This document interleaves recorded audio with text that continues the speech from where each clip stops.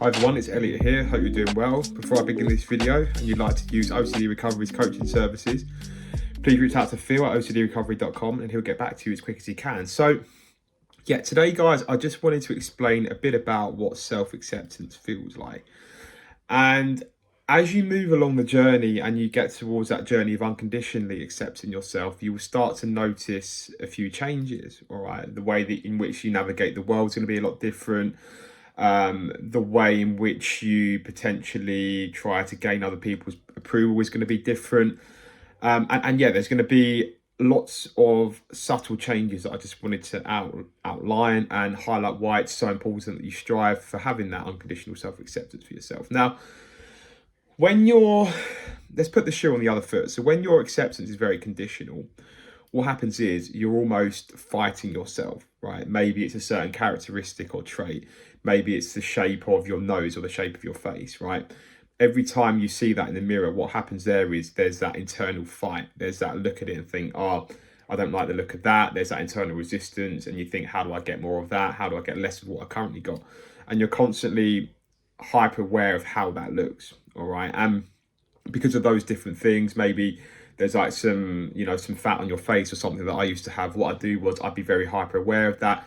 That'd almost tie into the fear of rejection. And then I'd have certain behaviors around that, which was subtly fueling the compulsion, right? So maybe I'd be dismally over concerned about how many beers I had on the weekend because I didn't want it to go to my face. Or maybe I'd be very scared of how much food I had at a party because I thought, yeah, if I eat too much, it's going to go to my face. So when there is that conditional self-acceptance, there really is that pressure cooker that's going on. And it's almost like you're at war with yourself and you're fighting yourself. And because you can't get that for yourself, you can't give that self-acceptance for yourself, what tends to happen is you tend to look for it in other areas. So you might resort to social media, right?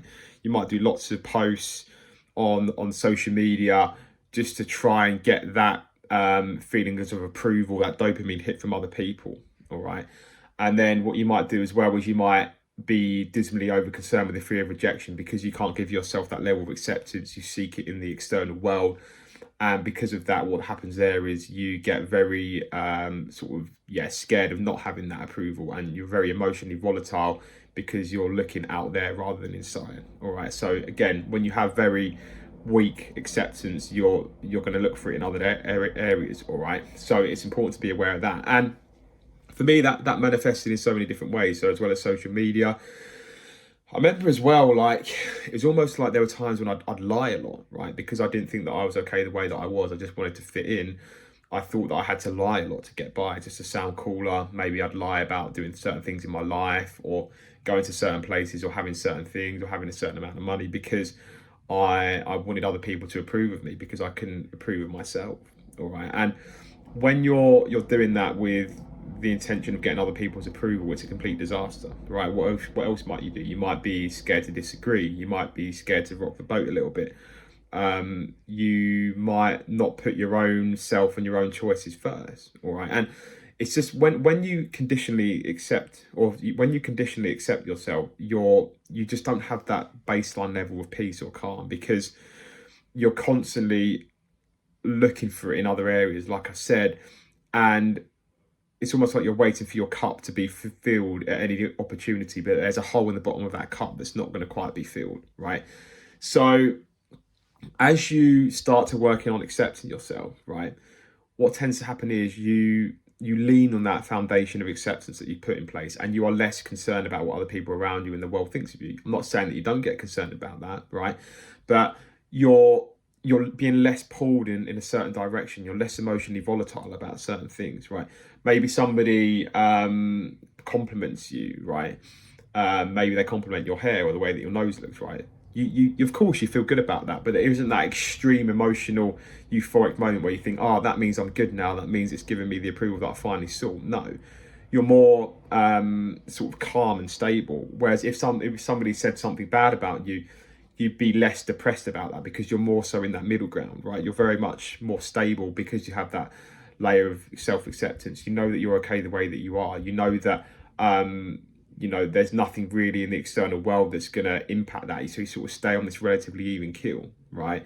And your level of acceptance will stay pretty similar between two states, right? So I remember, so for me now, for example, if I put a bit of weight on and I've eaten a lot of food over the weekend, maybe I've had lots of drinks or been to a party or whatever, my level of acceptance is relatively similar to what it would be as if I was on a bit of a gym kick, on a bit of a diet kick, right? And I was feeling good and maybe I had less body fat, right? So my level of acceptance stays pretty similar between those two internal states. There's no, needing to be a certain way because I know inherently that I'm okay the way that I am. That base layer of unconditional self-acceptance, that foundation has very much been put in there over a long period of time, and you operate from that place of, I call it a calm confidence, right? There's less need in this. There's less need for the external because you know that you're okay the way that you are. And I think that really helps to bring down those fears of rejection. You're able to be a bit more confident. You put your first foot forward a little bit more. You sort of put your needs first. Again, of course, you have to prioritize other people's needs if you're with a partner, but there's just that element of knowing that you're okay the way that you are, and there's nothing really that's going to pull you away from that. There's no needing to go and get shredded in the gym. Of course, there's great benefits to that, but it doesn't come from that angle of acceptance. There's no need for cosmetic surgery. There's no need to try and prove yourself or to come across as a certain way, right? It's just genuinely that sense of well-being, that calm confidence, which says, yeah, I'm okay the way that I am, and yeah, I'm really happy with the way that I am. And of course, with acceptance, if for example lots of people in my friendship group were saying, oh Elliot, I don't agree with what you did there, or Elliot XYZ, or a lot of people were saying that, then maybe I'd have a look at my actions, or maybe I'd have a look at myself and say maybe that needs to change, right? But generally speaking, whilst you do consider the views of other people, you lean back on that force field of acceptance that you put in place in many ways, and that's what it feels like. You're very calm, you're not flustered, and it's almost like you're just floating through your life and doing one thing from the other without operating from that lens of fear. And there isn't that internal self-chatter as well in terms of the negativity. Of course, you do have your mind's eye, but there isn't that internal chatter that says, oh, you're a bad person, or if you do something wrong or make a mistake. There isn't that inherent resistance to that, or, writing yourself off as a human being. When you do make that mistake or whatever it is, you're not quick to judge yourself or rate your whole entire self based on that one characteristic. You know that you're fallible. You know that you can act in these certain ways, and it almost gets quashed in the moment because you don't go down the path of berating yourself or hating yourself or having negative self-talk off the back of that. And you're constantly in that cycle of navigating through life, but there isn't, your mind isn't against you, right? It's very much working for you. And when you make mistakes or do something wrong, it's right, how can I learn from that? How can I keep pushing my life forward? It's not, oh, you're a bad person, you deserve XYZ. No, it doesn't come from that angle, because that acceptance is very much in there.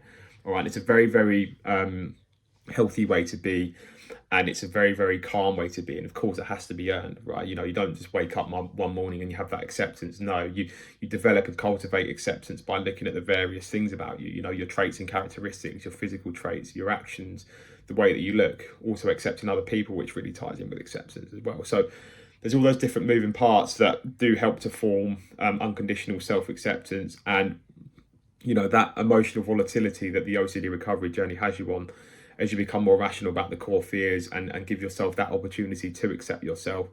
You'll find that you're very much in this stable middle ground where you're able to navigate the world with that sense of calmness and the confidence and a sense of peace in a way, and that actually helps you to make very good and efficient decisions for your life, because you don't have OCD bombarding you with shame and anxiety and you're a bad person, all those different things. So yeah, just wanted to give a bit of insight into what self-acceptance feels like and why it's really worth striving for that on the recovery journey.